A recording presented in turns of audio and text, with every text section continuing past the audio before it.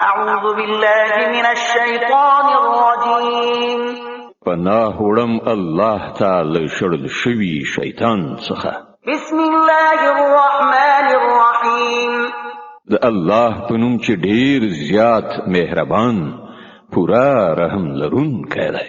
يا أيها الذين آمنوا أنفقوا من طيبات ما كسبتم ومما أخرجنا لكم من الأرض ولا تيمموا الخبيث منه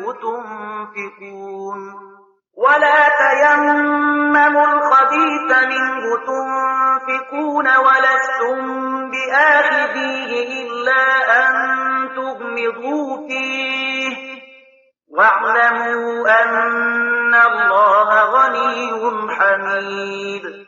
اے مؤمنانو، کوم مالونه چې تاسو ګټلې دي او کوم شیان چې موږ تاسو لپاره لازمکې نه راوېستلې دي د هغو ډیره غوره برخه د خدای په لار کې ولګوي. داسې نه چې د هغه په لار کې د ورکړې لپاره د ډیر ناکاره شي ورکولو کوشش وکړئ. په داسې حال کې چې که همغه شی څوک تاسو ته درکړي نو تاسو به هیڅکله د هغه اخیستلو ته زړه ښه نه کړئ، مګر دا چې د هغه په قبلولو کې له سترګو پټولو نه کار واخلئ. تاسو باید په دې پوه اوسئ چې الله بې نیازه دی او د ډیرو غوره ستاینو څښتن دی. الشيطان يعدكم الفقر ويأمركم بالفحشاء والله يعدكم مغفرة منه وفضلا والله واسع عليم. شیطان تاسو له بېوزلۍ نه ویروي او شرمناک چلن غوره کولو ته مو هڅوي، خو الله خپل بخشش او پیرزوینې ته تاسو هیلهمن کوي. الله د ډیر پراخ لاس خاوند او پوه دی. يؤتي الحكمة من يشاء ومن يؤت الحكمة فقد أوتي خيرا كثيرا وما يذكر إلا أولو الألباب. چاته چې خوښ شي حکمت ورکوي او چاته چې حکمت ورکړ شي هغه ته په حقیقت کې ستر دولت ورکړ شو. له دې خبرونه یوازې هغه کسان درس اخلي چې د پوهې خاوندان دي. وما أنفقتم من نفقة أو نذرتم من نذر فإن الله يعلمه وما للظالمين من أنصار. تاسو چې هر څه لګولي وي او هر څه چې مو نظر منلی وي الله پرې پوه دی او د تیری کوونکو هیڅ مرستندوی نشته. إن تبدوا الصدقات فنعما هي وإن تخفوها وتؤتوها الفقراء فهو خير لكم ويكفر عنكم من سيئاتكم والله بما تعملون خبير. خپل خیراتونه په ښکاره توګه ورکړئ نو دا هم ښه ده، او که په پټه یې اړو کسانو ته ورکړئ نو دا ستاسو لپاره ډیره غوره ده. ستاسو ډیر ګناهونه په دغه شان عمل سره له منځه ځي او هر څه چې تاسو کړی وي الله ارومرو پرې خبره ده. ليس عليك هداهم ولكن الله يهدي من يشاء وما تنفقوا من خير فلأنفسكم وما تنفقون إلا ابتغاء وجه الله وما تنفقوا من خير يوفى إليكم وأنتم لا تظلمون. خلکو ته د هدایت نصیب کولو مسؤلیت پرته نشته، یوازې الله دی چې چاته خوښ شي هدایت ور په برخه کوي. او تاسو چې کوم مال په خیرات کې لګوي ښېګڼه همدا تاسو ته ده او تاسو خو په همدې خاطر لګوي چې الله خوشاله کړي. نو کوم مال چې تاسو په خیرات کې ولګوي د هغه پوره او بشپړ ثواب به درکړای شي او هیڅ کله به تاسو حق ونسوځي. للفقراء الذين أحصروا في سبيل الله لا يستطيعون ضربا في الأرض يحسبهم الجاهل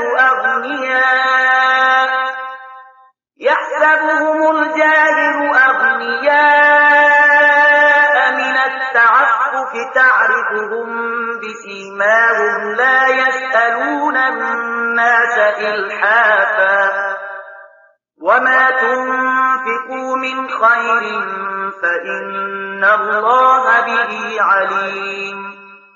لبل هر چانه زیات د مرستې وړ هغه به وزلی دي چې د الله په کار کې داسې نختی دي چې د خپل شخصي ګټو وټو لپاره د ځمکې پر مخ هیڅ راز هلې ځلې نشي کولای.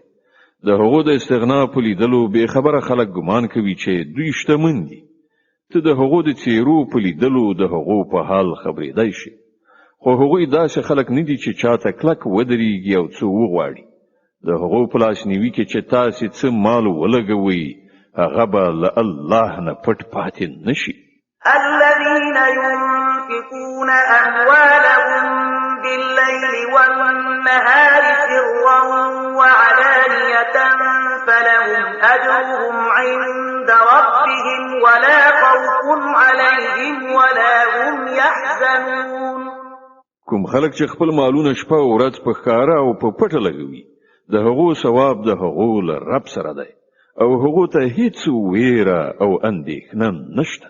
الذين يأكلون الربا لا يقومون إلا كما يقوم الذي يتخبطه الشيطان من المس ذلك بأنهم قالوا إنما البيع مثل الربا وأحل الله البيع وحرم الربا. حکم خلک چې سود خوري د هغو حال به د هغه چا غوندې وي چې پیریانو نیولی وي او په دې حال د هغو د اخته کېدو دلیل دا دی چې وایي تجارت خو هم لکه سود غوندې شی دی. په داسې حال کې چې الله تجارت روا او سود ناروا کړی دی. د بقرې مبارکه سوره چې د قرآن عظیم شان دوهمه سوره ده په مدینه منورې کې را نازله شوې ده. 280 مبارک آیاتونه لري.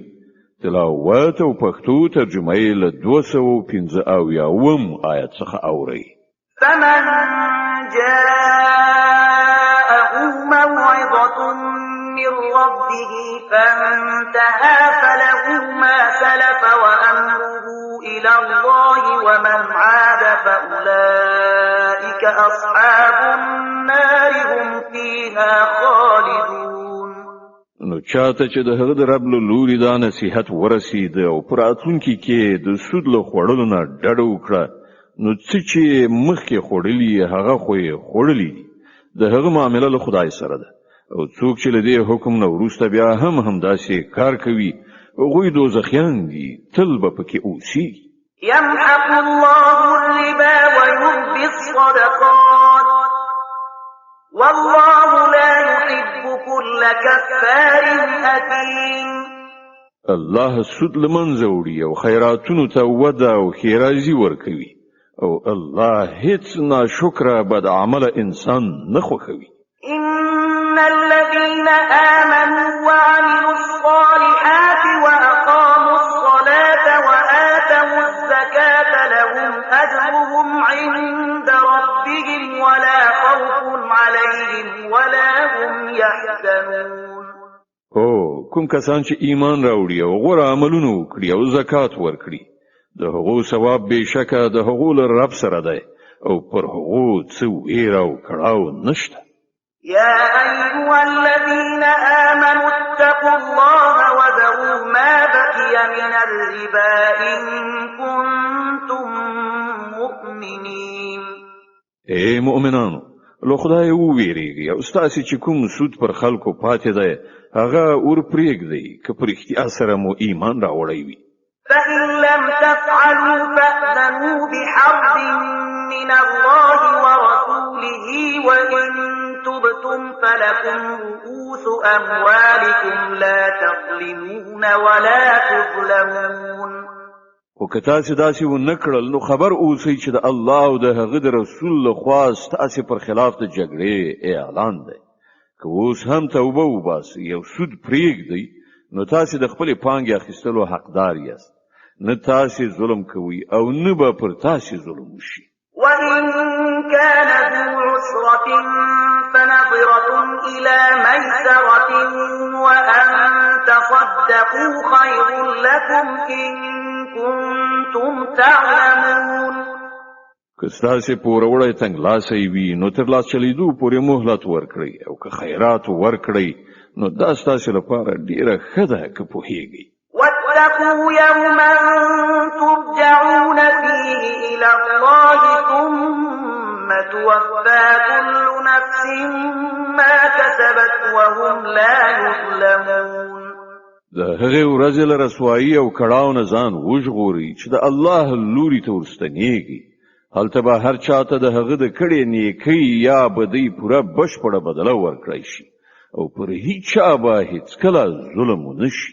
يا أيها الذين آمنوا إذا تداينتم بدين إلى أجل مسمى فاكتبوه وليكتب بينكم كاتب بالعدل ولا يأب كاتب أن يكتب كما علمه الله فليكتب وليملل الذي عليه الحق وليتق الله ربه ولا يبخس منه شيئا فإن كان الذي عليه الحق سفيها أو ضعيفا أو لا يستطيع أن يمل هو فليملل وليه بالعدل واستشهدوا شهيدين من رجالكم فإن لم يكونا رجلين فرجل وامرأتان ممن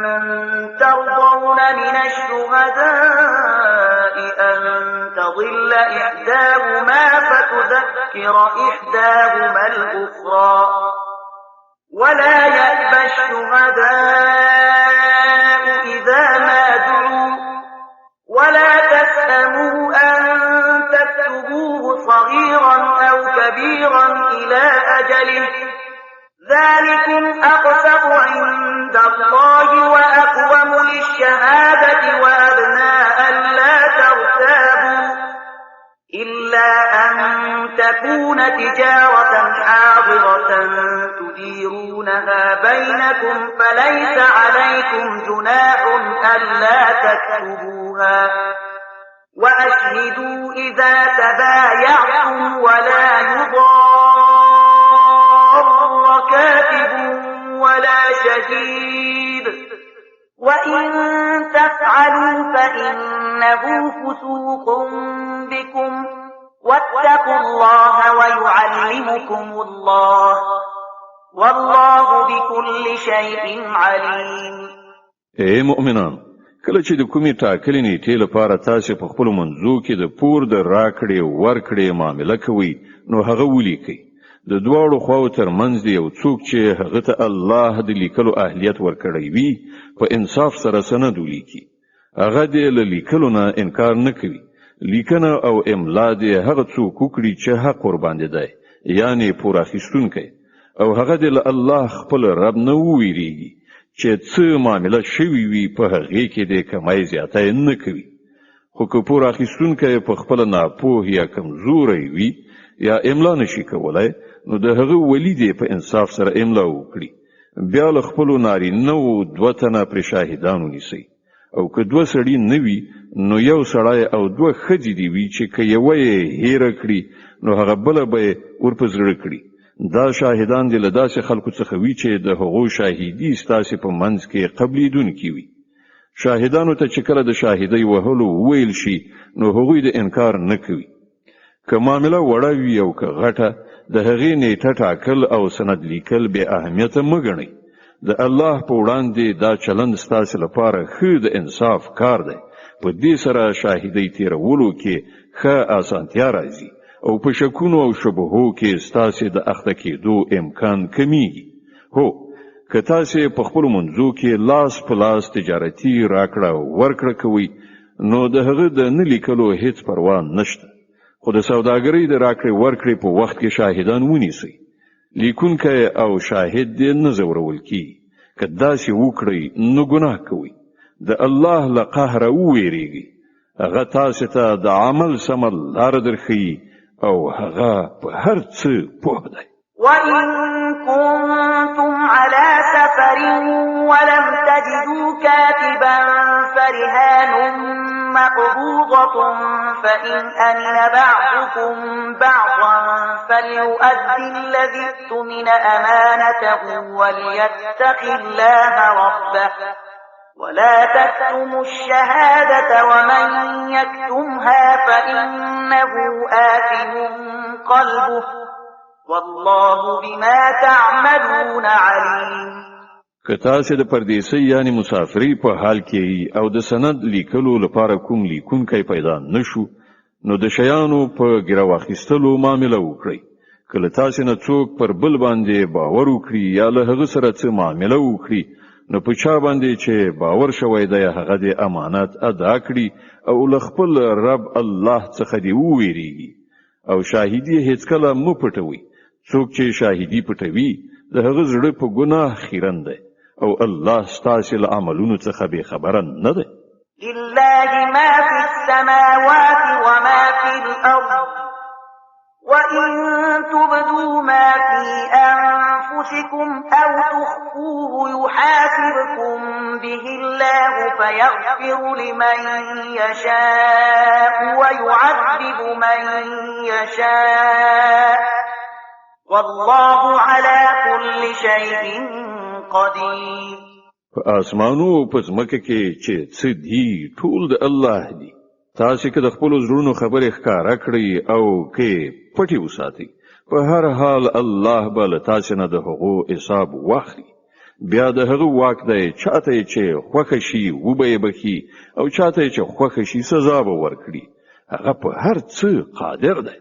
آمن الرسول بما أنزل إليه من ربه والمؤمنون كل آمن بالله وملائكته وكتبه ورسله لا نفرق بين أحد من رسله وقالوا سمعنا وأطعنا غفرانك ربنا وإليك المصير.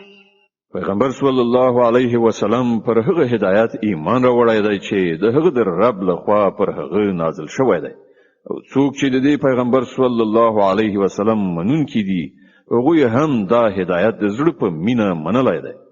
دوی ټول الله د هغه پرښتې د هغه کتابونه او د هغه پیغمبران منلي دي او د هغه وینا دا ده چې موږ د الله په پیغمبرانو کې یو له بل توپیر نه کوو. مونږ حکم واورید او اطاعت مو ومان څښتنه. مونږ ستا څخه د ګناه بخښنې غوښتونکي او همدا ستا لوري ته زمونږ درتګ دی.